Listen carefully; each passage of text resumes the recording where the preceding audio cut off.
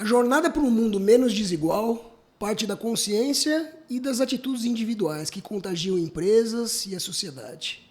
A gente está pronto para enfrentar esse assunto com o nosso convidado. Você está pronto? Bora? Bora, depois da vinheta.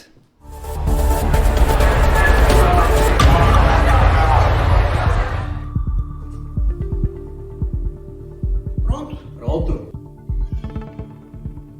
Olá pessoal, sejam muito bem-vindos aqui a mais um episódio do Para e Ponto. Sim, o lugar onde gente e meio ambiente se encontram. Antes de mais nada, eu já quero pedir para você se inscrever aqui no canal, acionar o sininho, assim você não perde nenhuma das nossas conversas, sempre muito divertidas e muito importantes para esse nosso planetão Terra.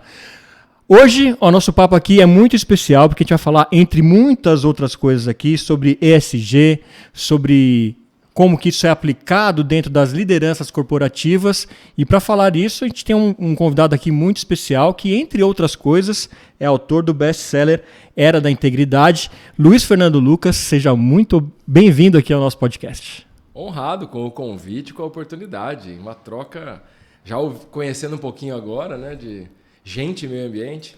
Tá aqui explodindo de coisas na minha cabeça sobre esse assunto. Tá no lugar certo, então, Luiz. Exato. Então tá bom. Que bom, deixa eu aproveitar, deixa eu mostrar o livro. É isso, vamos começar já mostrando, né? A gente vai né? falar bastante dele, mas só mostrando o livro para vocês. Mas aqui. o que eu mais gostei desse livro aí é que ele tá cheio de marcas, anotações e coisinhas ali. Isso já me deixa muito feliz. Você tá com a cabeça explodindo pelo tema, a gente tá com a cabeça explodindo pelo conteúdo do livro. Né? Deixa eu explorar. Agora conta um pouquinho aí, né, Luiz, pra gente, como que você ingressou mais nessa área aí de ter interesse de falar sobre tudo, sobre o ESG, né? E explica um pouquinho como que é tratar isso dentro do pilar de integridade, dentro também principalmente do mundo corporativo. Legal. Bom, a primeira parte da sua pergunta é como é que isso começou, né? Uhum. Eu acho que primeiro que começou muito menos pensando no corporativo, ou na integridade, ou no ESG, e muito mais numa busca pessoal, interna, de respostas pelas dores, pelos questionamentos, pelas aflições humanas que cada um de nós passa. Uhum. Começou muito mais por uma busca minha de, poderia dizer, espiritualidade, não religiosa, mas de busca e filosófica, que é aquela... Eu só fui descobrir que era filosófica depois de que começou a busca que eu chamo de espiritual, porque é uma busca de, de onde eu vim? Por que eu estou aqui? Por que essas coisas acontecem comigo? Por que... E aí depois eu descobri que isso já era fruto das perguntas filosóficas clássicas de sempre, né? Então, mas eu comecei a ler sobre filosofia, estudar do ponto de vista mais conceitual, depois de ter começado essa busca que eu chamo de espiritualista, que é de buscar sentido para a vida, né? Então, e aí, por conta da minha vida, que sempre foi na área empresarial, seja como executivo, empresário, empreendedor, etc., e da minha formação, né, como advogado e tendo trabalhado em áreas de governança societária, essa parte de compliance sempre me chamou a atenção, que é um dos meus bordões, que acabou virando uma palestra, é fazer o certo é o único jeito de dar certo. Uhum. E aí, eu já vinha nessa questão. ESG é uma sigla relativamente nova, né? Ela nasce assim e ganha forma no mundo quando o maior fundo de investimentos do mundo, o BlackRock, coloca na sua carta anual a importância de que só iriam investir em empresas que tivessem esse tripé do ESG, né, o responsabilidade ambiental, né, do environment, o social, a responsabilidade social e o G de governança. E aí isso alastra o mundo, o que, por um lado, uma moda, né, da sigla, eu digo, mas alastra o mundo porque o mundo já estava nessa necessidade, nessa busca, preparado para isso. Então, o meu estudo e a minha vida nesses últimos mais de 10 anos, 12 anos, ele confluiu para isso tudo de uma maneira muito natural. E aí, o que eu já tinha como pilares no meu livro, né, eu digo que, para mim, a parte da corporativa, né? Uhum. Porque a integridade a gente começa no ser humano, começa Sim. na busca, no conceito matemático. Mas as empresas são seres humanos, as empresas elas têm um papel que impacta no mundo. Agora a gente está mais consciente disso, né? As empresas estão buscando esse impacto positivo. Mas eu vejo que, como pilar, né, de a gente sair da dualidade, eu faço a figura de A gente sai, né, a base de um triângulo é dual e no topo você vai para uma unidade. Você sai da dualidade e vai para a unidade. Uma pirâmide, elas são 4 triângulos, uma forma de olhar, né? Então, eu coloco umas bases dessa pirâmide corporativa, o ESG, e o quarta base, o compliance, o C. Então, quando a gente olha que as empresas, se elas estiverem bem fundamentadas na sua responsabilidade social, no seu modo de lidar com o meio ambiente, em todos os aspectos, se ela tiver transparência na sua gestão e métodos claros, que é a governança, e estiver respeitando as regras, as leis e tudo mais, que é o compliance, ela tem as bases sólidas para que as suas pessoas, numa cultura de valores, todo mundo caminhe para uma unidade que eu chamo de integridade corporativa. Então eu vejo que ESG tem esse papel no meio corporativo. E o compliance é a base, né? Você diz isso no livro, né? Que o compliance já é um ponto de partida, mas a gente tem que ir muito além disso, né? E pegando esse gancho do indivíduo, a gente tem muita discussão, né? Aquela história do pensar global e agir local. E tem muita questão de qual é o papel de indivíduo nisso todo. Você fala que a integração do ser humano consciente, não é isso? É a integração do indivíduo, das empresas e da sociedade. Qual que é o papel do indivíduo nessa história toda para fazer uma mudança de fato global? Ele começa, enfim, qual que é a linha mestra dessa condução? Legal, você vê que cunhar um termo para o que eu acho que é a nova espécie humana é de uma ousadia grande, né? Chamar de homo conscious a esse ser humano. Mas que para mim isso foi independente do nome que ele vai ter, é um raciocínio meio lógico. A gente está há tantos anos, né, milhares de anos já nessa espécie humana do Homo sapiens, né, que é o ser humano que sabe e que sabe que sabe, a definição. E quando eu falo há milhares de anos, literalmente, a gente já passou do limite que há historicamente evolução de subespécies dentro da nossa espécie do Homo sapiens. Então, é uma questão natural de que a gente vai ter uma evolução. A gente está vendo uma evolução enorme na parte tecnológica, na parte científica, na parte de comunicação. E será que a consciência humana não está nessa evolução também? E grande parte disso, eu vejo que primeiro, a gente tem hoje, a primeira vez na história da humanidade, a capacidade, de fato, de nós mesmos tomarmos a decisão de como é que vai ser a nossa evolução. É inédito na história da humanidade. A gente hoje tem tecnologia para isso. Tem uma tecnologia de edição de gene que já está em teste. Bom, a vacina RNA usa, de certa forma, essa tecnologia, que chama CRISPR. É um editor de gene. A gente consegue. Então, hoje, a gente tem a tecnologia, o conhecimento e a aplicação desse conhecimento para, se quisermos, fazer a evolução da nossa própria espécie. Olha que coisa maluca e inédita. Então, como é que vai ser essa evolução? Porque a gente pode ir para um caminho de querer fazer, e a gente vê muito isso, né? Longevidade, imortalidade, né? Que vai cuidar, então, da estética e do aproveitar a vida. A gente tem gente que tem muitos devaneios e não tenho dúvida que muitos interesses em utilizar esse tipo de tecnologia para fazer os soldados mais eficientes do mundo, né? O ser humano mais inteligente, mais forte, mais poderoso, com fins belicosos. E a gente tem, evidentemente, gente que está querendo buscar sentido para a vida, felicidade. E aí a pergunta qual o caminho que a gente vai seguir? A minha resposta para isso é que, independente do tempo, a gente vai seguir para o caminho de evolução da consciência. Porque mesmo que a gente escolha apenas pela estética, pelo prazer, ou em detrimento de melhorar a vida de todos, melhorar a qualidade de vida para poucos, ou escolher o lado de fazer melhores soldados, né? É uma questão lógica para mim que, se a gente for por esse caminho que não é nobre, as dores, os sofrimentos e a falta de sentido vai levar em algum momento para a tomada de consciência de que esse caminho não cria felicidade. Porque o que acontece? O que adianta eu estar muito bonito e viver para sempre numa sociedade passando fome, numa sociedade que eu tenho que me trancar dentro de casa, ou que o aquecimento global, dado o nosso tema de meio ambiente, faz com que a vida na Terra fique impossibilitada ou muito difícil para o ser humano. Então, para mim, é uma questão de que, independente do caminho, que a gente sabe aquele gráfico de se for isso, vai dar aquilo, volta. Sim, dá a Em volta. algum momento, a gente vai tomar a consciência de que o único caminho é uma evolução da consciência.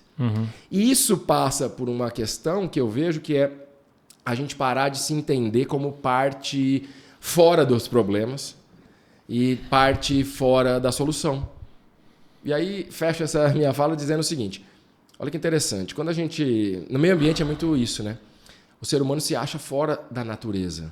Eu sempre pergunto nas minhas palestras para as pessoas, quando a professora ou o professor lá na escola fundamental pediu para a gente desenhar a natureza, a gente se desenhou?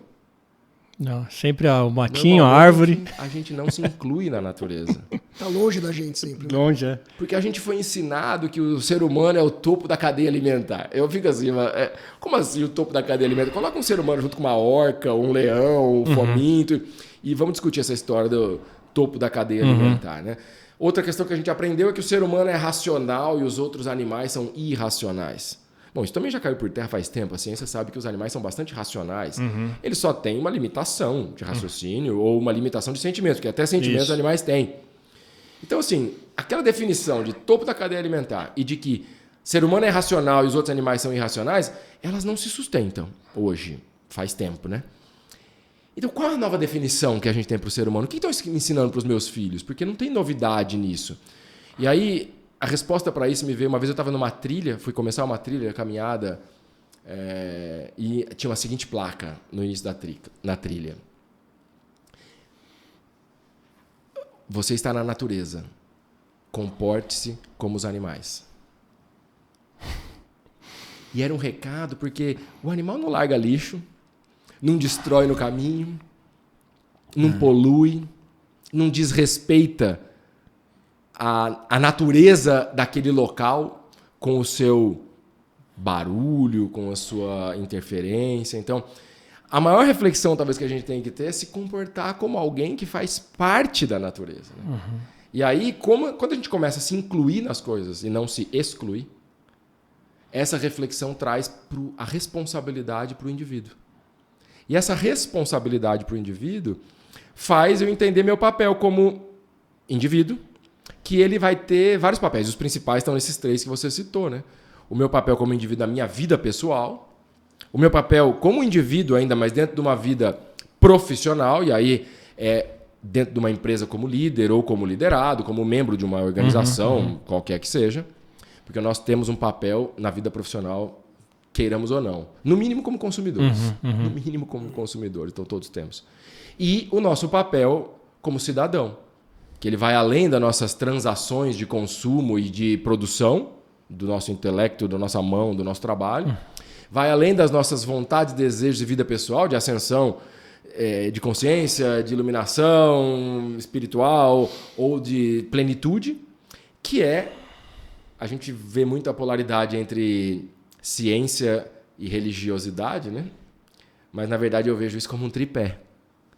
Porque a ciência faz a gente evoluir a nossa forma de se relacionar com o mundo. Então, a gente começa na ciência fazendo uma cadeira para sentar, fazendo uma cama para dormir, fazendo um instrumento para comer, né? A evolução humana, até fazer alguma coisa para levar a gente para Marte e cuidar da nossa saúde, etc.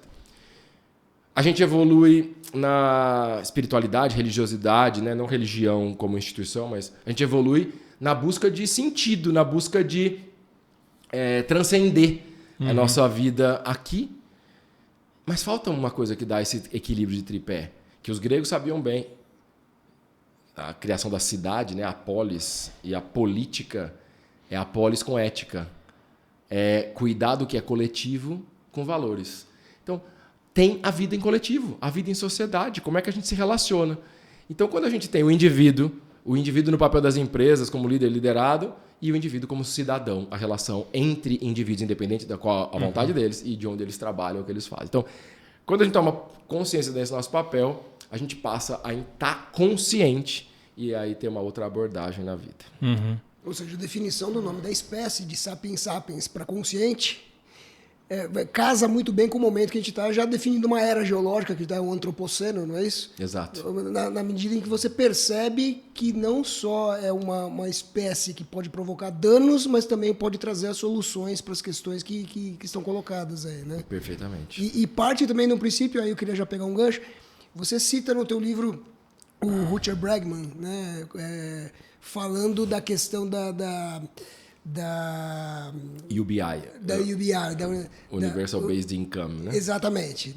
Mas fugiu o termo em inglês. Em português? Até tem anotado. Universal Basic Income é renda básica universal. Renda básica universal, exatamente. Que ele tem isso fugiu tudo lá. No Utopia para Realistas.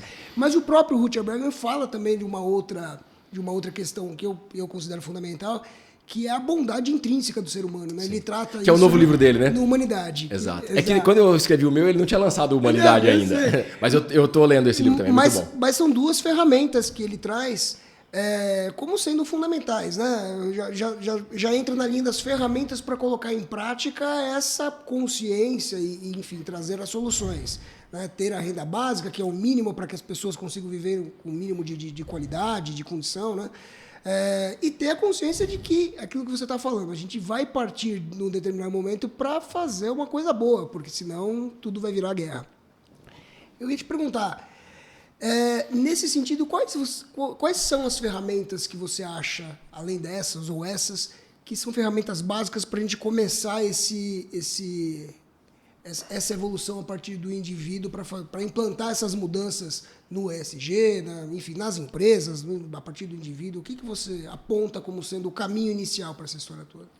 É bem legal, viu, a sua reflexão, porque apesar de não ter o livro da Humanidade, né, do Rutger, quando eu terminei de escrever esse livro, eu citei o Adam Smith, né, no começo do meu livro, que é conhecido como o pai do capitalismo, né, da economia, que escreveu A Riqueza das Nações, mas antes disso ele escreveu, anos antes, lá 1700 e tanto, ele escreveu um livro chamado Teoria dos Valores Morais, ou algo assim.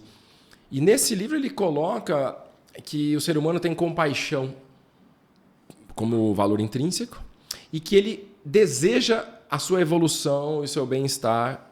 Então, esses dois pontos. Né? Eu desejo bem o bem-estar como padrão e tenho compaixão, isso faz com que eu deseje o bem e o bem-estar do outro por consequência. A gente viveu determinados momentos, e esse novo livro do Rutger, ele coloca essa história de que a gente viveu um momento onde as pessoas criaram como se o ser humano fosse maldoso por natureza e quisesse o mal. Isso não é verdade, né? E aí tem hoje muitas comprovações disso. Mas é muito legal de que se a gente juntar alguns fatos, passa a se tornar uma coisa óbvia também, mas o óbvio precisa ser dito. Porque apesar de que a gente sempre teve guerras na humanidade, as guerras do passado, elas respeitavam um código de honra. Elas aconteciam, por mais que pudesse ter a imposição de uma vontade, de uma cultura a outra, elas eram guerras que respeitavam valores humanos.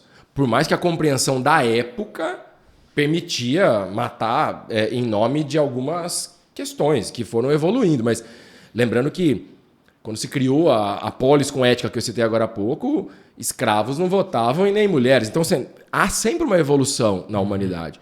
Mas nesse ponto de o que a gente trata como guerra, como destruição e etc., sempre existiu códigos de honra na humanidade que iam até um limite e havia muito respeito nisso. Então, é muito novo, é coisa desse século, que a gente começou a achar que o ser humano foi colocado algumas questões culturais, a gente começou a achar que o ser humano, então, guerreava sem respeito, fazia as coisas só pensando em destruir e não tinha mais essa questão da responsabilidade social, ambiental, etc., que a gente teve que resgatar.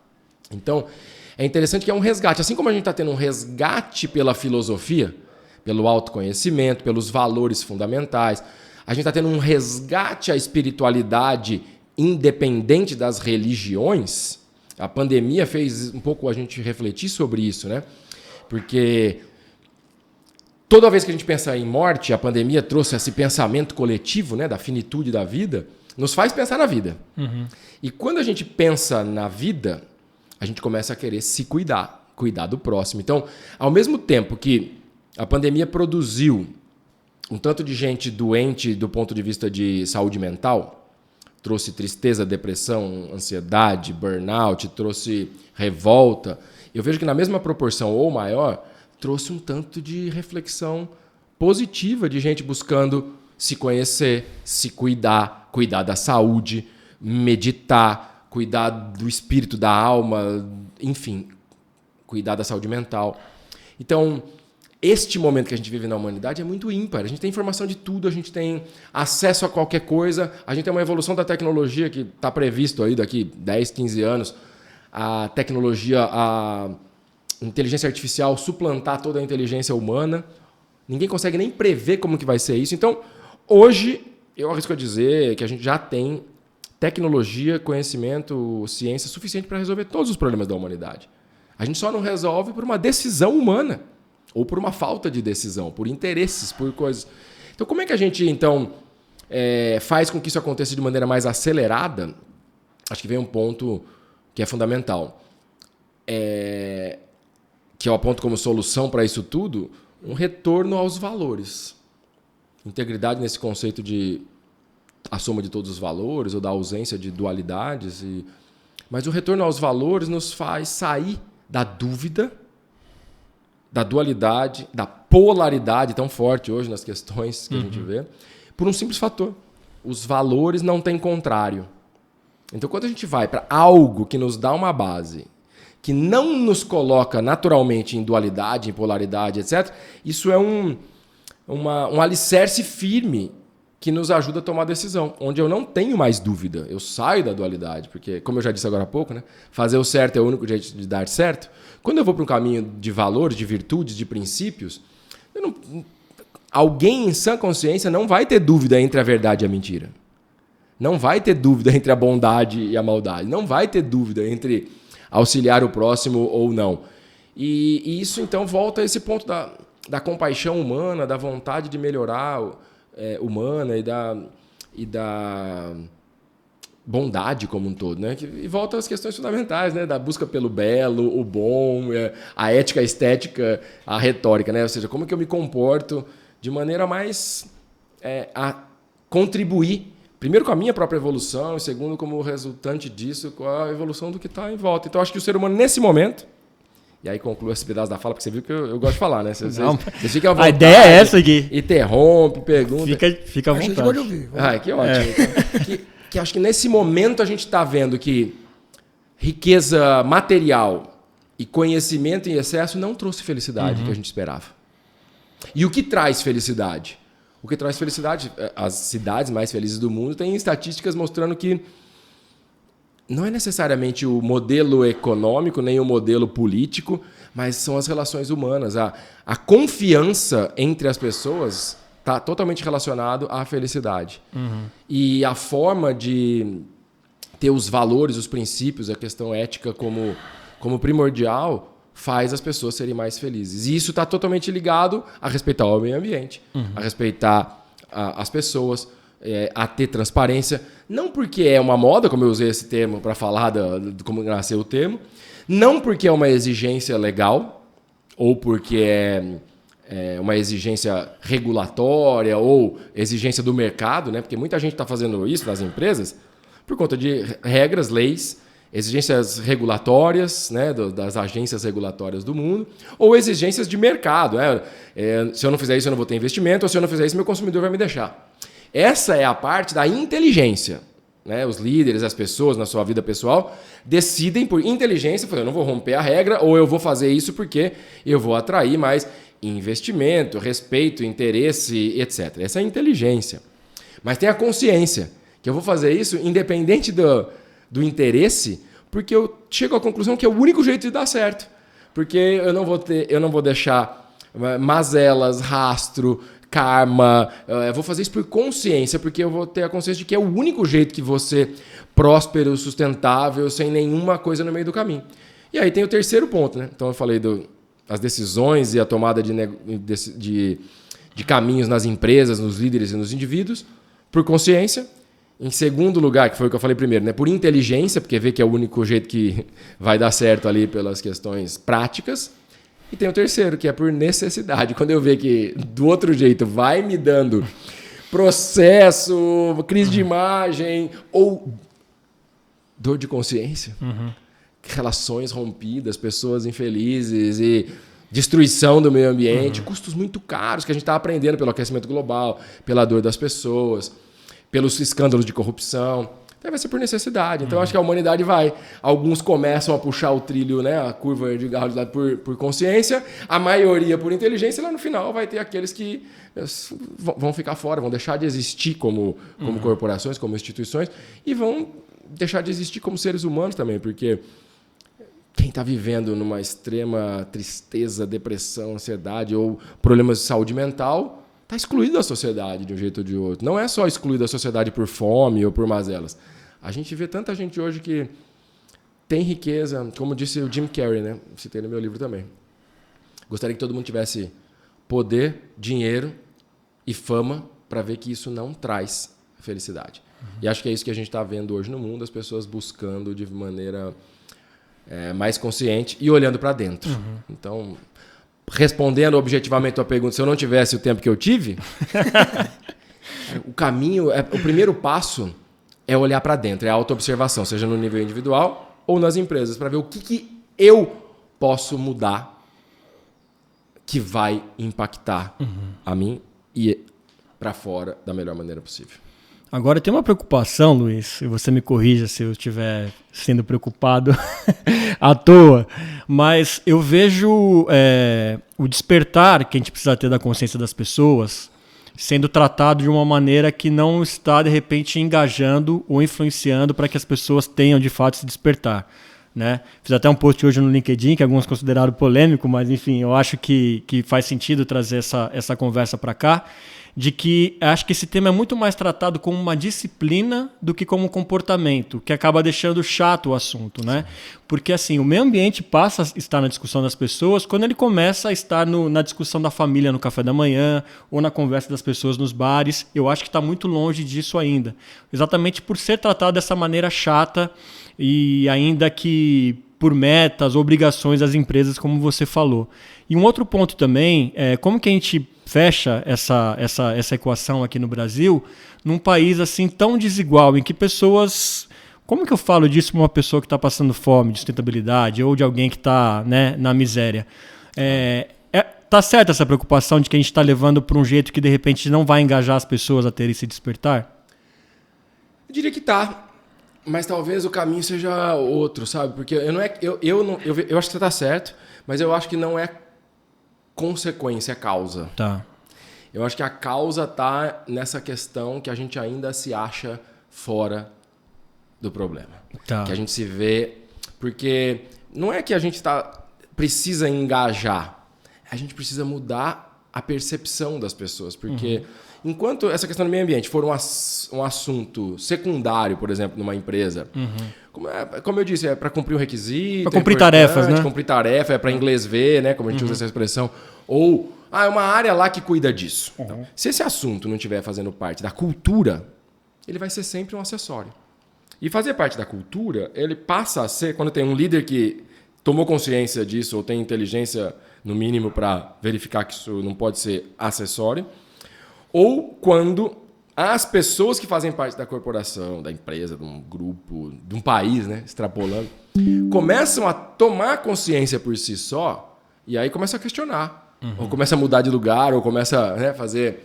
e essas exigências elas vão crescendo a ponto que o líder falou, opa, deixa eu ver o que está acontecendo aqui. Eu acho que é uma mudança de mindset, é uma mudança de percepção, é uma mudança de valores. Porque enquanto... Eu vou dizer a minha experiência pessoal, assim, que acho que ela é mais válida que qualquer conceito. Né? Eu fui morar fora do país como intercambiário quando eu tinha 17 anos de idade. Quando eu voltei, só pelo fato de ter ido morar fora, que eu comecei a dar importância para o lixo que jogava para fora. Então, ainda vivi numa sociedade que abria a janela e jogava lixo para fora do carro. Nossa, quando era moleque isso era comum, né? Infelizmente ainda você vê, ontem eu estava andando na rua, alguém abriu o vidro e jogou para fora um copo de plástico com gelo no chão aqui, próximo de casa. Mas quando eu tinha 17 anos, eu voltei, né, com 18 anos do intercâmbio e Aí, meu primeiro carro, um dia eu fui andar com meu pai, levei ele para algum lugar, não lembro, e ele olhou atrás do meu carro e um monte de lixo que eu tava acumulando ali para jogar, garrafinha, sei lá o que era, né, ali. E ele olhou me dando bronca, falei, nossa, que porco, como que tá essa sujeira aqui no teu carro? E ato contínuo, abriu a janela e foi jogando para fora. Meu Deus. E eu tava na estrada. Eu dei uma brecada, assim, meu pai assustou, foi pra frente, assim, eu dei ré no acostamento da rodovia, meu pai ficou doido com aquele movimento. O que foi? Você tá maluco? Eu falei, aí eu não falei nada, eu simplesmente parei, desci do carro, fui lá e peguei o lixo que ele tinha jogado pra fora. E voltei. E aí eu vi a cara do meu pai com vergonha pra mim. Ele nunca tinha se dado conta, nunca ninguém tinha ensinado ele. E essa foi uma situação que certamente mudou o comportamento do meu pai. Ele não achou que eu estava errado mais, ele achou que eu estava certo. Ele fez uma brincadeira na situação. E aqui, recentemente, poucos anos atrás, eu estive na Amazônia. Eu estava lá participando de um retiro no meio da floresta, chamado Escuta, Escola de Cura da Terra, com um amigo psiquiatra, estava fazendo lá um trabalho de aprofundar essa relação com a natureza, autoconhecimento. E aí eu e um amigo, a gente ficou num flutuante, 13 horas de lancha de Manaus. Nossa. No meio da floresta mesmo, assim. E próximo da gente ficou nesse flutuante, tinha uma comunidade de 3 casas, assim, tipo palafitas, sabe, de comunidade. E a gente foi lá e se relacionou com as pessoas que moravam ali, os caboclos, né? Não eram indígenas, eram caboclos. E foi maravilhoso. A gente foi tomar café da manhã na casa dele, a gente conviveu com os filhos, né? Os curuminzinhos ali. E a gente notou, no caminho que ia do rio até a casa deles ali em cima, e da casa deles até um garapé, né? Uma nascente de água, onde eles lavavam roupa. Como a gente conviveu alguns dias ali, tinha um rastro de lixo. De latinhas de cerveja, latinhas de refrigerante, saquinho de bolacha. E a gente fez uma gincana com a molecada para recolher aquilo.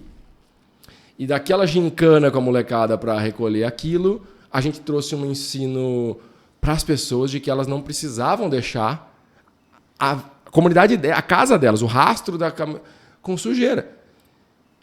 E o que caiu a ficha? Eles não faziam aquilo porque eles faziam aquilo por total inconsciência. Porque até poucos anos atrás, o padrão era: come uma banana e joga a casca, ela vai se decompor na natureza. Abre um coco, toma água, joga o coco, ele vai se decompor na natureza. A partir do momento que eu abro uma latinha, eu jogo, ela não se decompõe na natureza, né? Mas a gente tomou consciência que não era ir lá e ensinar alguém, mas era ir lá e trazer à luz daquela percepção. Participando, né? E aí eles mesmos tomaram consciência de que, caramba, eu posso jogar isso de outro lugar. Então eu acho que essa é a questão. Não é a gente querer engajar, mas a gente ser agente de transformação da expansão da consciência. Tá. Porque aí não é mais alguma coisa que eu vou fazer porque alguém falou que eu tenho que fazer, ou porque, como eu disse, uma lei, ou porque é uma regra, mas eu vou fazer porque aquilo faz sentido para mim. E do mesmo jeito que jogar o lixo para fora do carro, que meu pai fez esse movimento comigo quando eu tinha 18 anos, e eu fui o agente de transformação da consciência dele. Eu fui transformado por viver num país que já não fazia mais isso, que dava multa de dólares, muitos, se jogasse para fora. E depois eu e mais um amigo fomos agentes de transformação da consciência de pessoas que eram ali vivendo na natureza, lá na floresta amazônica. Como é que a gente... E por que isso faz sentido? Porque eu começo a mudar a minha realidade, né? Quando eu deixo de jogar lixo na porta da casa, a minha casa vai estar limpa. Então, esse mesmo conceito se aplica fractalmente para toda a humanidade. Porque a gente nunca vai jogar lixo para fora, está sempre no planeta Terra. Sim. Então, não tem lixo, né? A gente volta a Lavoisier, nada se cria, nada se perde, tudo se transforma. Então, quando a gente toma consciência de que não tem como jogar nada para fora, a não ser que a gente esteja esperando que o Elon Musk vai levar para Marte nosso lixo, né? Acho que não é esse o caso. E mesmo assim vai estar dentro da Via Láctea, vai estar dentro do Sistema Solar. Nunca está fora. A mudança é uma mudança de paradigma, de compreensão de que não tem nada fora. E quando a gente tem a compreensão de que não tem nada fora, a gente muda o comportamento. E aí eu vejo que, não querendo engajar, mas querendo incluir, querendo ampliar a percepção, que é a ampliação da consciência, a gente vai contribuindo para que as pessoas percebam que não tem nada fora. E isso, do ponto de vista das empresas, que tem capacidade financeira, impacto em volume e um agente de transformação em massa muito maior, seja pela a sua propaganda, a sua embalagem, seus funcionários, ou as suas fábricas, ou suas... Ela tem uma responsabilidade de um impacto em volume.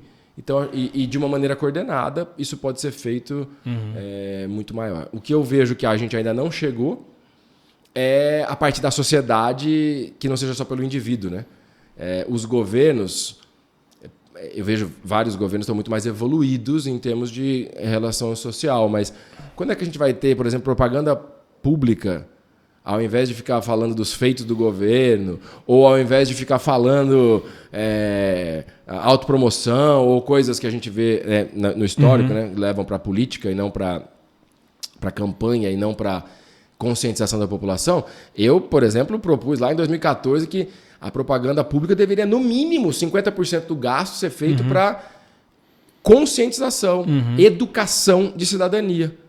Porque o que traz felicidade, e tem uma questão que é muito interessante, né? Índice de mobilidade social. Quanto que a gente consegue sair? Mudanças de classe social, de pobreza para riqueza. Não tem a ver com o regime econômico, então capitalismo e socialismo não tem nada a ver. Não tem a ver... Tem um fator que é intrinsecamente ligado, que é educação. Quanto mais educado o povo, mais mobilidade social existe. Então, por que... E quando eu falo educação de matemática, português, currículo educacional em escola é uma questão. Mas a China, por exemplo, na Olimpíadas, fez propaganda para educar o chinês a respeitar a fila, que eles não sabiam o que era isso. A não cuspir no chão, porque tinha uma questão cultural. Então, pegando esse exemplo, como é que a gente faz propaganda para educar o cidadão? Como não jogar lixo, como respeitar, como não andar, não ultrapassar pela direita, não andar pelo corredor, não jogar lixo para fora, como respeitar o meio ambiente, como respeitar os outros, como respeitar as pessoas. Então, como que a gente utilizaria propaganda para conscientização? Essa é uma pergunta que pode transformar a sociedade. E aí o cidadão pode exigir isso, né? As empresas estão fazendo esse papel hoje. Então, acho que poderiam, só amarrando, fazer mais. Eu acho que as empresas ainda mostram como tarefas cumpridas. Tipo, agora eu mudei minha embalagem e estou economizando, sei lá, 50 mil de polietileno. Assim, para o cara que está assistindo aquilo, isso não significa nada. Então, de repente, acho que as empresas assumirem um pouco mais esse protagonismo de que eu não creio que o setor público vai assumir, de fazer essa propaganda educacional e de uma coisa mais acessível para o consumidor, né? Não dizer que mudou a fórmula do produto ou que agora a embalagem é diferente, porque isso acho que não influencia diretamente a pessoa mudar de comportamento. Eu acrescentaria essa discussão, esse diálogo, um ponto que inclusive vai fazer uma conexão com alguma coisa que está no teu livro, que é o seguinte. É a percepção do que é meio ambiente. Isso. Porque a primeira coisa, quando a gente falou aqui de meio ambiente, e isso é uma questão constante, porque é natural, é você imaginar um meio ambiente longe e o meio ambiente intocado como sendo um paraíso. O que é meio ambiente para você? É a Amazônia. Eu vou tirar férias para entrar em contato com o meio ambiente. O meio ambiente. Pisa na grama, né, meu amigo? Não é? Eu vou para a praia para ter um contato com o mar, porque o mar é o meio ambiente, a floresta é o meio ambiente. Mas o ar que a gente respira é meio ambiente, a água que a gente bebe é meio ambiente, né? O solo que a gente pisa e enfim, em que está a nossa casa é meio ambiente. E por isso que essa analogia do carro que você falou, eu achei muito interessante, porque você guardar os resíduos dentro do carro para depois jogar no lixo é uma evolução de consciência, porque você já tem a noção de que você está fazendo aquilo para tomar a atitude certa. Mas na medida em que você acumula dentro do carro, incomoda, te deixa infeliz, porque viver na sujeira, viver dentro do resíduo, etc, etc. Pô, já ia usar como desculpa, não, eu tô acumulando aqui para jogar. Tá. Era só para levar para um saquinho de reciclável. A gente acumula e depois tira. Na verdade, você tá criando uma situação que você sabe qual vai ser o destino. É como destinar corretamente o resíduo de casa, como destinar corretamente o destino da empresa. Agora, se você não sabe como é o destino, para onde vai o lixo? que ele vai para a água, que ele vai acabar no mar, que no final das contas você vai procurar para se conectar com a natureza e ele está cheio de plástico, se você não sabe isso através da educação, você não fica infeliz com essa situação, você simplesmente joga pela janela. E você traz no teu livro que uma das questões muito importantes é que os países mais desenvolvidos em índice de desenvolvimento humano, eu não estou só falando de dinheiro, são também os países que têm o maior índice de felicidade humana. Então, conectar essa questão ambiental do dia a dia com o índice de felicidade, eu acho que pode ser um excelente caminho para a gente ter uma evolução, um passo a mais nesse sentido, entendeu? É claro que a empresa fazer uma ação de usar menos polímero, usar mais polímero, enfim, é importante? Sim. É importante, mas mostrar como isso impacta a mensagem, a felicidade do indivíduo, né? Como você fazendo a coleta seletiva do resíduo e por aí mais, eu acho que esse é um ponto que pode ser fundamental na educação para você desenvolver. E como é que a gente faz isso? Essa é uma boa pergunta, porque a gente está aprendendo, né? Como sociedade, mas existem várias empresas hoje que estão começando a fazer isso. Várias empresas às vezes me perguntam, né? Começar a fazer ESG, então, que programa que eu tenho que fazer lá para o meio ambiente, que ONG que eu tenho que ajudar? Não, cara, isso sempre aí assim, é isso que você falou. É o que está lá no relatório social, ambiental, mas isso é só a pontinha do iceberg, é para quem começou a brincar do jogo. Porque é importante, lógico que é importante. Mas assim, outro dia alguém me perguntou, né? Eu fiz uma palestra no Sebrae, e aí, mas esse negócio de ESG é para grande empresa? É para quem tem departamento, para quem tem área? Porque é assim que a gente está vendo, mas não deveria ser. Porque para um empreendedor que está começando o seu negócio, ele mesmo, se ele já tiver essa mentalidade ESG, ele vai começar as contratações do primeiro funcionário dele pensando nas relações e não do que extrair dele. Pensando em saber, inclusive, onde que essa pessoa está, onde que ela vive. O ambiental é a mesma coisa. Já vai pensar a concepção do negócio, da embalagem, ou da entrega, ou do custo, ou do matéria-prima. Então, veja, não é uma questão de departamento ou uma questão de práticas pontuais, mas é uma questão de mentalidade, de princípios, de valores, de consciência. Por isso que eu falo que toda a transformação ela só vem quando, de fato, aquilo deixa de ser uma técnica, uma exigência, um método, uma coisa para mostrar, e ela passa a ser intrínseca à forma de pensar, porque eu ampliei a minha capacidade de observação. A gente aprende conforme a gente olha, padrões e etc. Então, quando a gente consegue, e nesse sentido, eu acho que as empresas podem, o próximo passo, além de mexer no seu processo ou no seu embalagem produto, e de treinar os seus funcionários, é o passo de impacto positivo maior, demonstrando como, de inúmeras, infinitas maneiras, como que ela pode contribuir para que amplie essa percepção do seu cliente, do seu funcionário, do seu mercado. E eu acho que essa é uma onda que a gente ainda não chegou, onde da propaganda a todo o impacto, as empresas vão começar a querer, mais do que mostrar que tem, de verdade ter essa reflexão. Porque outro dia me perguntaram assim, existe uma expressão em inglês que é fake it until you make it, né? Finja até você ser ou fazer. E aí me perguntaram assim, mas você acha que vale a pena? Porque tem muito negócio de greenwash, né? Ou ESG para inglês, velho. Eu falei assim, acho que ainda vale a pena. Porque é melhor você fake it until you make it, porque pelo menos você tem a intenção de until you make it, né? Fazer até ser. Se você tiver essa intenção, é melhor você começar, porque vai ser insustentável você ficar só falando que tem e não ter. Uma hora vai acabar. Uma hora de duas uma. Ou vai romper tudo e vai ruir, e você não consegue se manter no mercado, ou você vai ter que ir melhorando. Então, o que está acontecendo hoje, a gente está nessa, como humanidade, como sociedade, eu vejo que a gente está assim. A gente está começando a mostrar uma coisinha ou outra que a gente faz ali, porque a gente ainda está no início da compreensão. No entendimento, né? No entendimento, a gente ainda está dando os primeiros passos. E poucas empresas, organizações, de fato, têm isso como parte da sua cultura, como parte do seu propósito. É um percentual muito pequeno em relação ao todo, mas que já existe.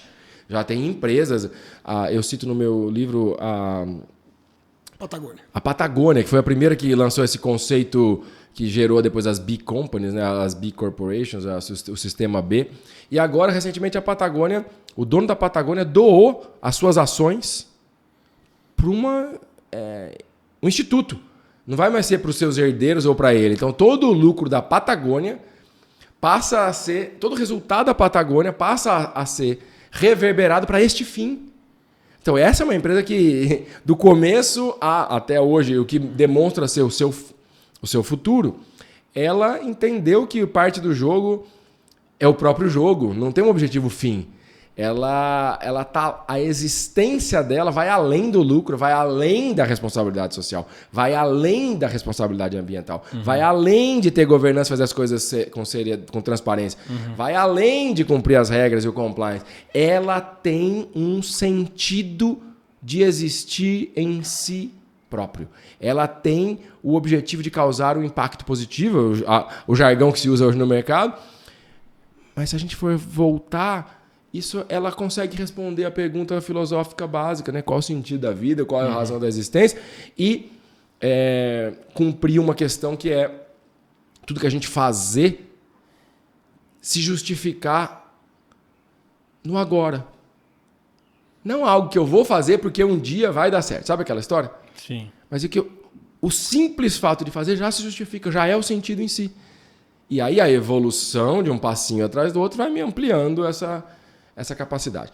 E vejo que lá para frente, a ação das empresas, e lembrando que dentro das empresas tem os indivíduos, os líderes que estão lá liderando e as pessoas que estão lá.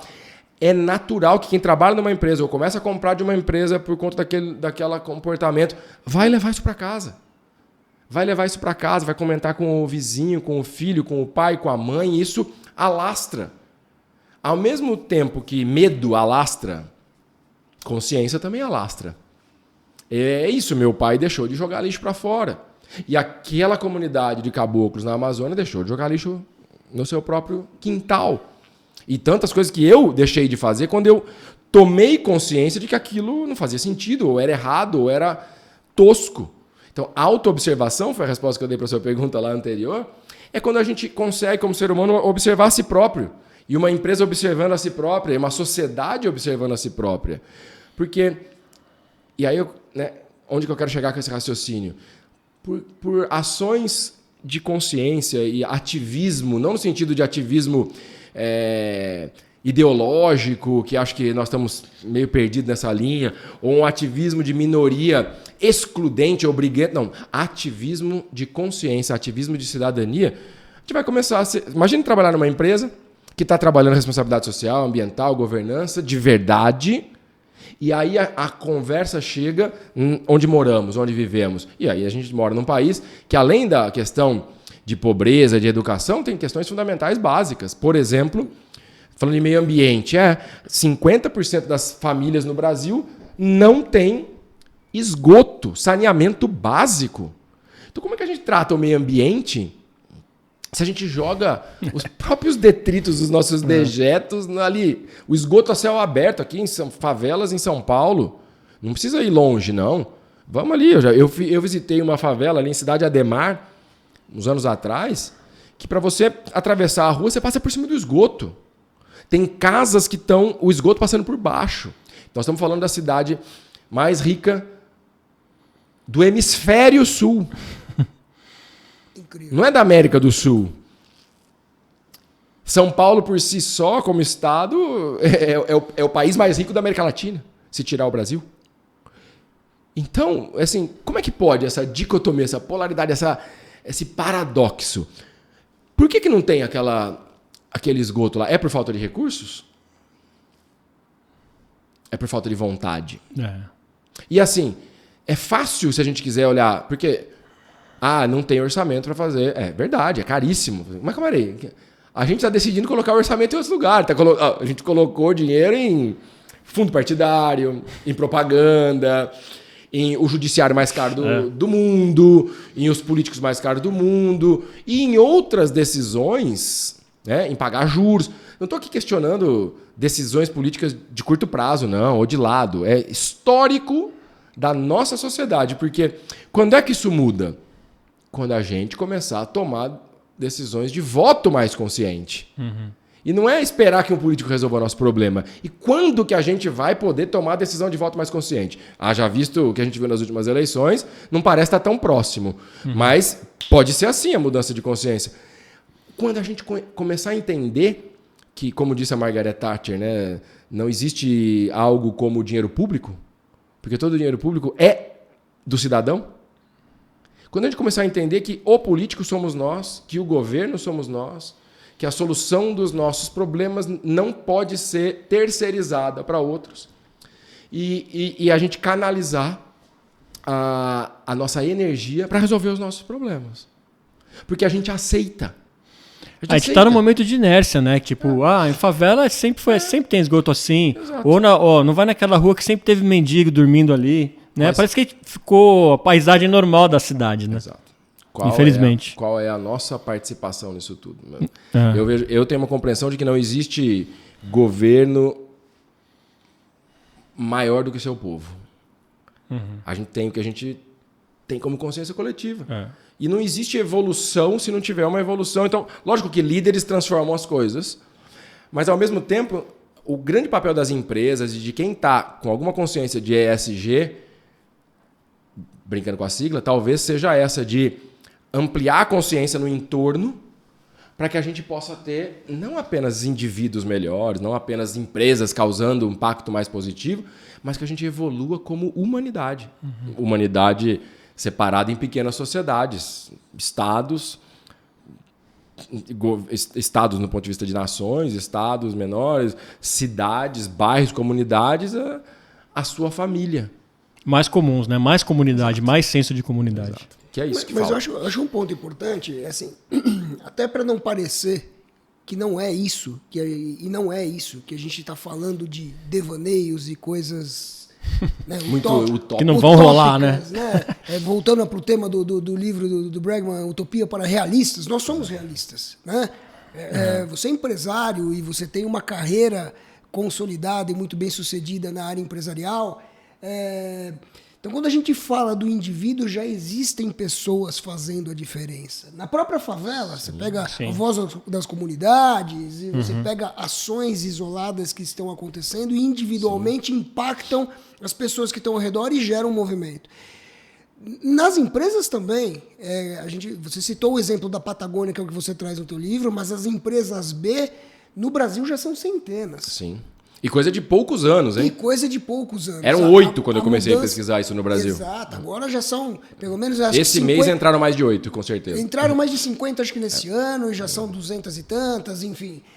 Isso certificadas, mas várias outras em processo. O índice de sustentabilidade da Bolsa trouxe várias empresas. Então, as empresas estão se movimentando para isso e precisa sair da inércia, precisa começar a fazer. Dá para fazer... dá para fazer de uma forma...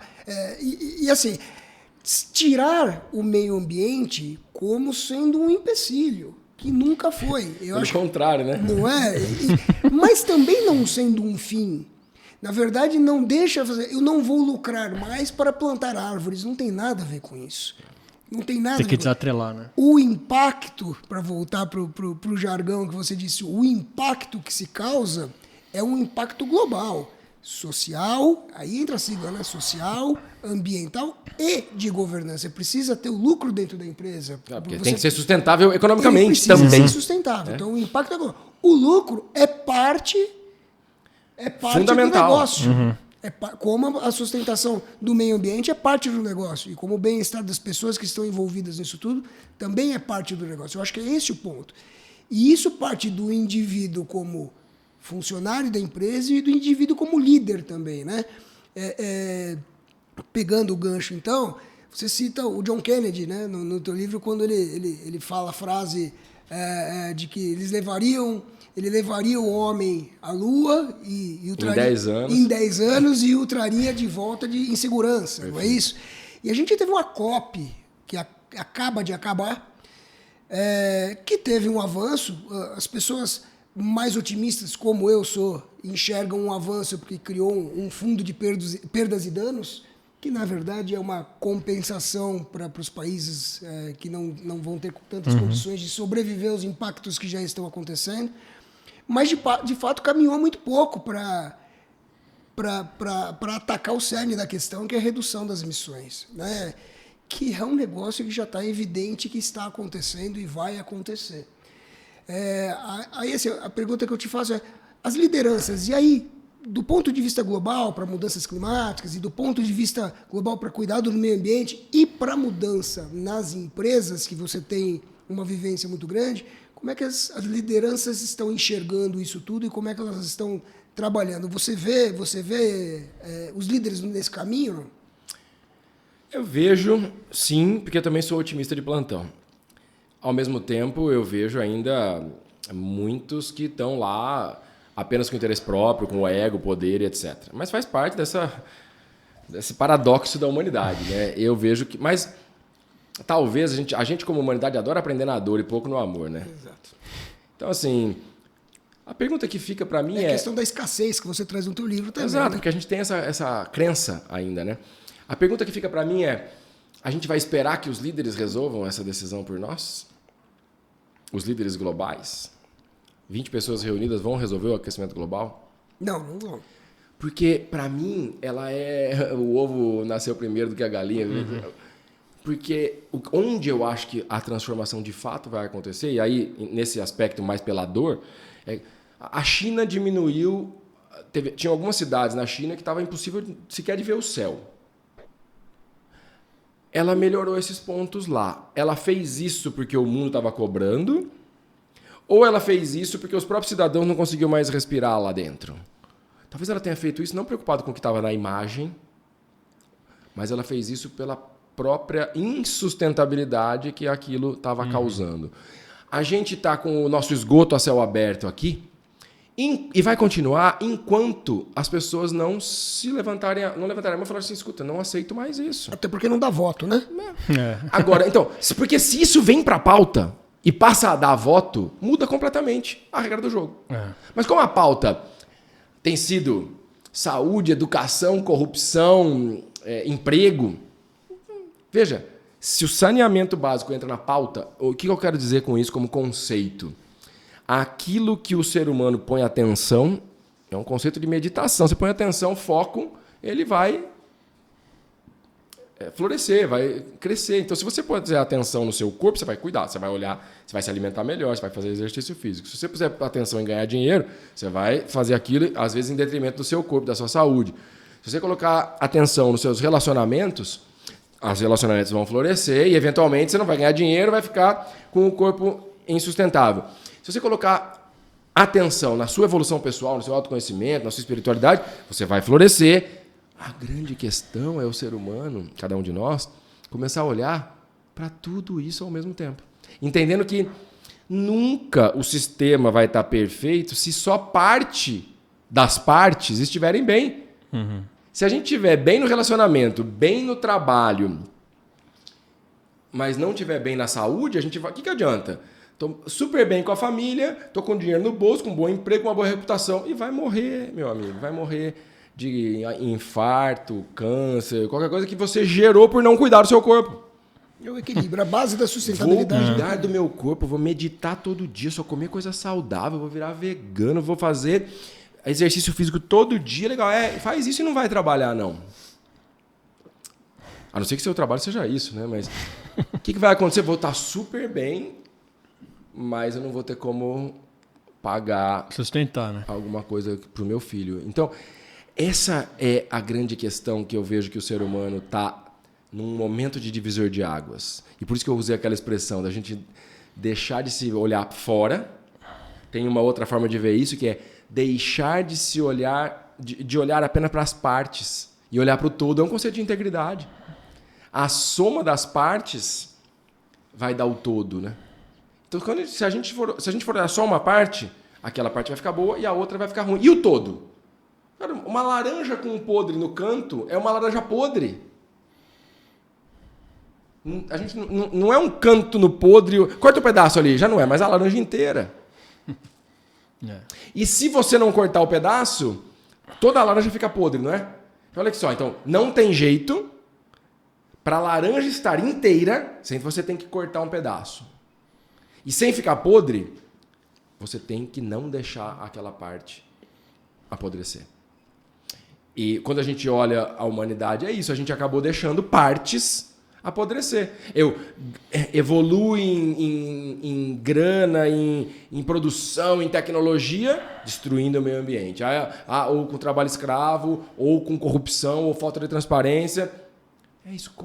Será que já não temos informação e conhecimento suficiente para olhar que não adianta cuidar só de uma parte? Tem que cuidar do todo?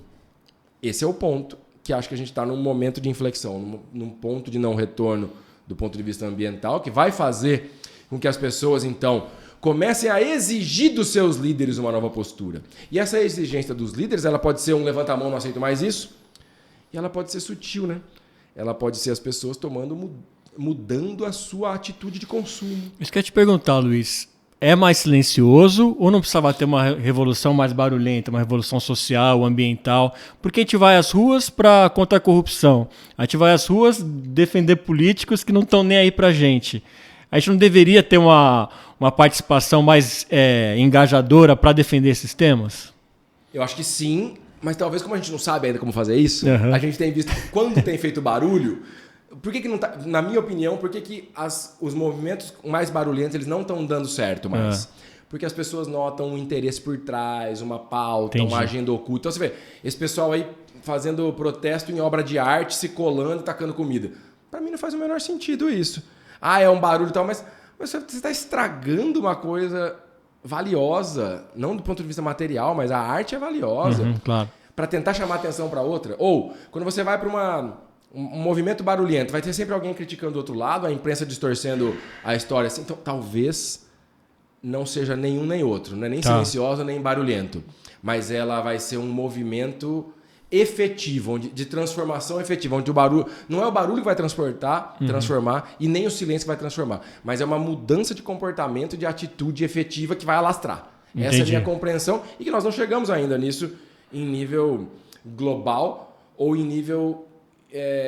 de todas as partes. Mas a gente tem visto isso, a mudança no sistema B nas empresas, as pessoas pedindo demissão só porque não está mais alinhado o seu propósito, seus valores com as empresas, mundo afora. Já é uma forma de protestar, né? É uma forma muito grande. Os grandes investidores financeiros só pondo dinheiro em empresas que são ESG. Uhum.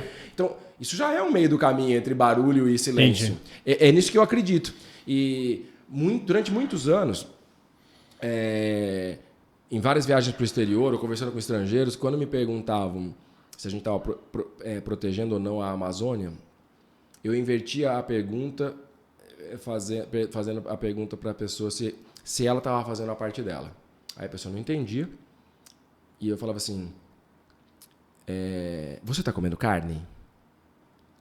Aí a pessoa falou, o que isso tem a ver com a Amazônia? O consumo de carne aumenta a necessidade de plantio de grãos, soja, etc., para alimentar gado, porco, etc. 70% do que é consumido de grãos é para alimentação de gado, porco, frango.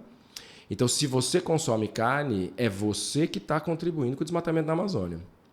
Então, não me cobre, como brasileiro, de preservar a Amazônia se você é o maior consumidor de carne do meu país. É a questão de trazer para perto. Então, assim, eu não estou aqui dizendo assim, eu fiquei muitos anos sem comer carne, mas assim, meus filhos comem, não estou querendo aqui pregar nenhum valor moral do ponto de vista de tá certo e tá errado. Eu acho que cada um toma a sua decisão. Eu acho que eu nem sou assim, acho que parar de comer carne como um todo vai resolver o problema da humanidade. Eu acho que a gente vai caminhar para um dia, talvez, de refletir sobre isso, mas eu acho que cada um se comesse a carne caçando ali, com respeito ao animal, como faziam os índios antigos, é completamente diferente de uma indústria destruidora do meio ambiente e de tudo que faz mal para a gente. Mas só para registrar, não estou aqui sendo piegas ou pregando uma questão, uma verdade, mas trazendo a reflexão de que o que destrói a Amazônia é um ministro do meio ambiente brabão, ou uma falta de uma lei, ou é o seu consumo? Porque eu vejo muita gente esbravejando no Facebook, no Instagram, nas redes sociais, no Twitter, e ao mesmo tempo está consumindo tudo de animais, está consumindo carne, não está nem se refletindo as coisas que como é que tá levando a sua vida? Tá jogando canudinho de plástico lá no lixo, não tá nem separando o lixo, e aí é fácil pôr a culpa num presidente, num ministro do meio ambiente, ou achar que o capitalismo ou o sistema é a culpa disso. Então, a grande pergunta é, como é que você está mudando o mundo à sua volta? E acho que esse é o ponto que a gente... E aí, quando a gente tomar essa consciência, a gente começa a mudar os nossos hábitos de consumo, a mudar os nossos hábitos de comportamento, a mudar como a gente se relaciona com as empresas que a gente trabalha para ser um agente de transformação, ou mudar de empresa. Ou como mudar de empresa tem dois conceitos aqui, né? Mudar de empresa, sair daquela empresa e ir para uma outra, mais alinhado com meus propósitos, meus valores, ou como agente de transformação, ajudar aquela empresa a mudar o seu comportamento como instituição. Porque não adianta também eu abandonar as coisas, né? Eu sempre Você vai ficar pingando de lugar em lugar. eu tive sempre esse raciocínio, pensando de maneira macro. Em alguns momentos da minha vida eu tive oportunidades, convites ou vontades de mudar do país, por exemplo. Eu já viajei muito, já estudei fora, mas sempre me veio aquela questão que não adianta eu mudar do Brasil. Primeiro que eu amo meu país, sou um patriota, acho que a gente tem aqui o melhor país do mundo. Mas eu sempre tinha aquele raciocínio, poxa, não adianta eu mudar do Brasil, eu preciso mudar o Brasil. Como que eu faço isso? Sendo o melhor brasileiro, sendo o melhor cidadão. Como que eu mudo a empresa que eu estou? Bom, chega num momento, não tem jeito, eu mudo de empresa, mas o melhor papel é como que eu posso mudar essa empresa para melhor? Então, acho que essa é a mudança de paradigma, de quando a gente se entende parte da solução, é uma questão de tempo e o problema está resolvido. Quando a gente se acha fora do problema, ele vai continuar lá. E isso tem a ver com o meio ambiente. É o meio em que vivemos. Se a gente quer resolver o problema do meio ambiente, é se sentir parte dele. Não tenho dúvida. Porque aí, se você faz parte dele, você não quer viver em algo que está ruim. Sim. Você vai resolver as questões. De dentro para fora. E nunca ao Tá contrário. vendo, Flávio? Estava certo. É onde a gente e o meio ambiente tem que estar junto. Exato. A gente, meio ambiente. Até porque gente onde encontra o meio ambiente. faz parte do meio ambiente. Exatamente, Né? O ser humano, é aquela nossa conversa do início, né? Ele nem é o topo da cadeia alimentar e nem ele é o único animal racional. Sim. Até porque ele é parte da natureza. Ele, até melhor falar em outra forma, né? Eu e vocês somos partes da natureza. Isso. Nós, isso aí. É na terceira pessoa do plural. Né? Nós fazemos parte. Isso é indivisível. É indivisível. Queria te fazer... Bom, para quem não teve a oportunidade de ler A Era da Integridade, tá perdendo tempo, perdendo a oportunidade. Mas deixa eu te fazer uma pergunta, uma curiosidade. Você, aqui, na Era da Integridade, você fundamenta... Vou tentar resumir como eu enxerguei o livro. Você fundamenta trazendo argumentos científicos e filosóficos também a forma de tornar viável uma sociedade, um mundo que hoje ainda é utópico, né? E você cita Imagine, você cita, enfim. Então você quer tornar realidade, mostra que pode ser real uma utopia. E pelo que eu pesquei aqui também, você terminou... Bom, o livro foi publicado em 2020. E você terminou o livro lá para abril de 2020, e num determinado momento você cita isso. De lá para cá, o mundo teve alternância de poder, vários países, para um lado e para o outro, para a direita e para a esquerda, guerra na Ucrânia. Aqui no Brasil mesmo, a gente teve um processo eleitoral super polarizado e notícias falsas circulando para lá e para cá, de ambos os lados também, enfim.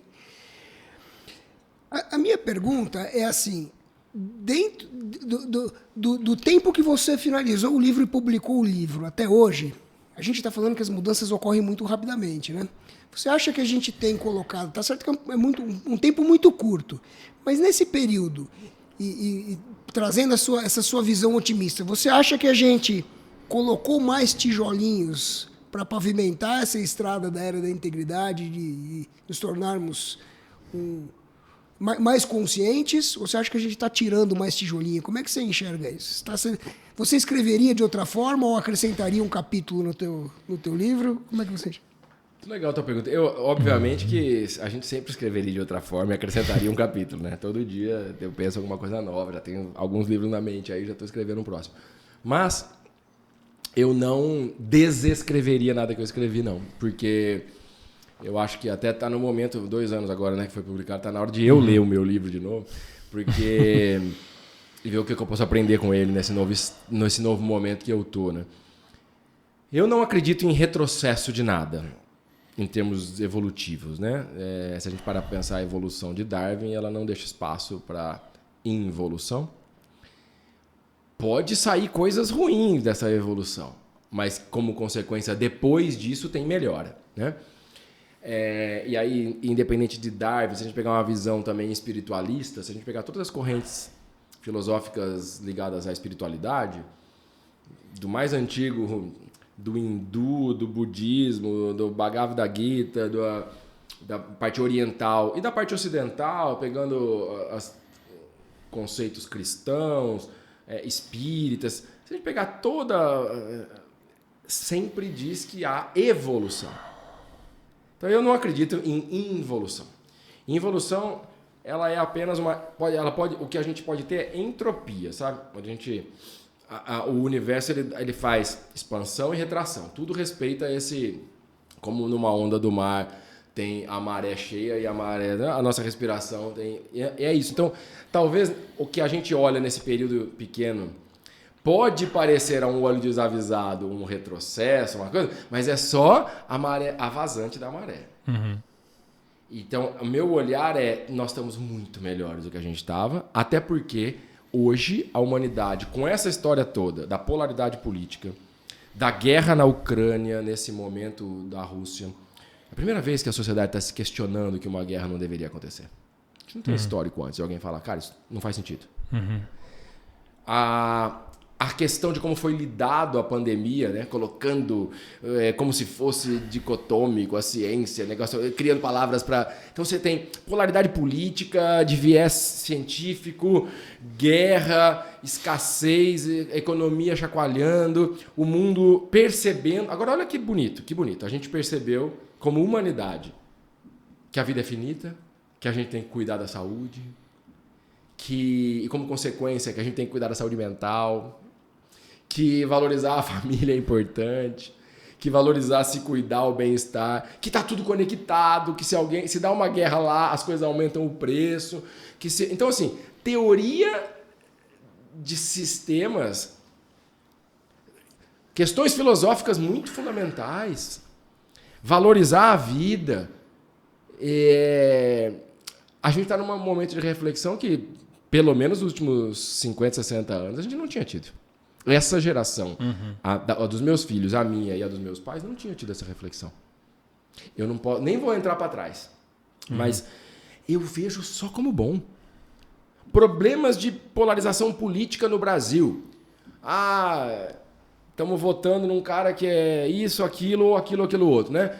Independente do lado que você está olhando, tem as minhas preferências, as minhas crenças, mas independente do lado que a gente está olhando, quem ganhou a eleição, meus filhos com certeza estão olhando e falando assim, caramba, não dá para ter um líder que não respeita as minorias, que fala qualquer bobagem, que não sei o que lá, que não deu tanta atenção para o meio ambiente. E também está olhando e falando assim, caramba, não dá para ter um líder corrupto que não teria condições de estar inelegível, que fala um monte de mentira. Então, assim, de qualquer prisma, eles estão aprendendo de que, cara, esse nível de liderança, esse nível de política, vendo as famílias brigar, isso não faz sentido.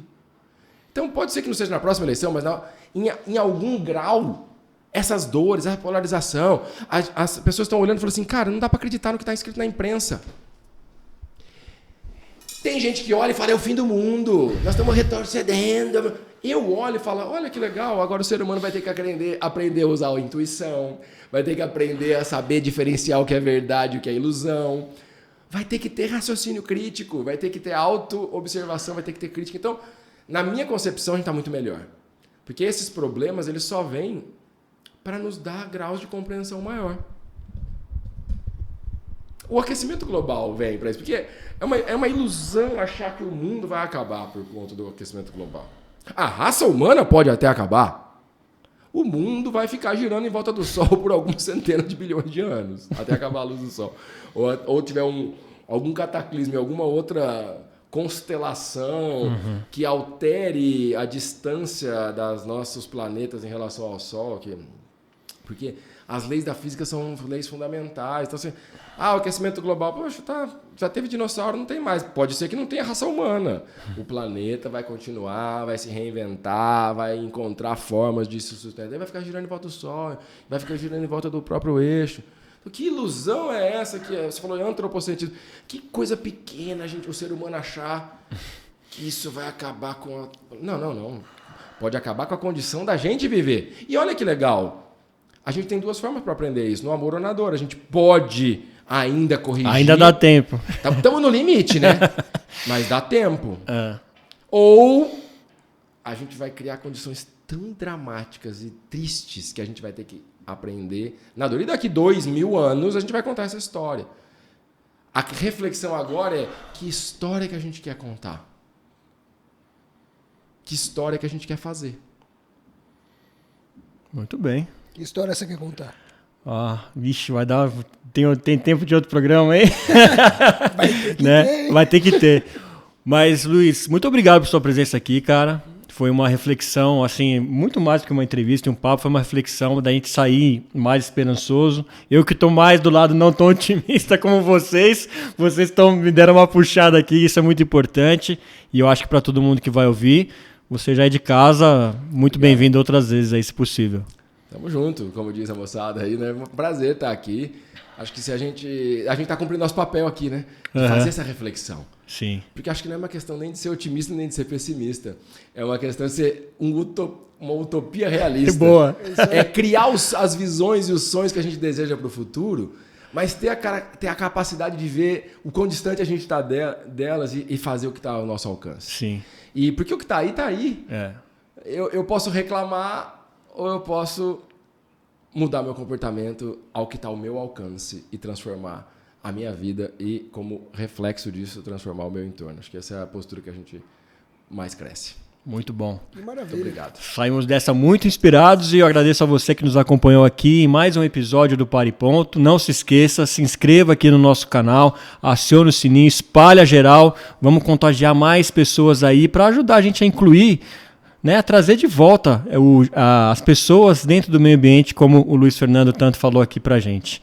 Eu sou o Fernando Tuller. Eu sou Flávio Fellini Salles. E esse é o Pare Ponto. A gente se vê no próximo. Até lá.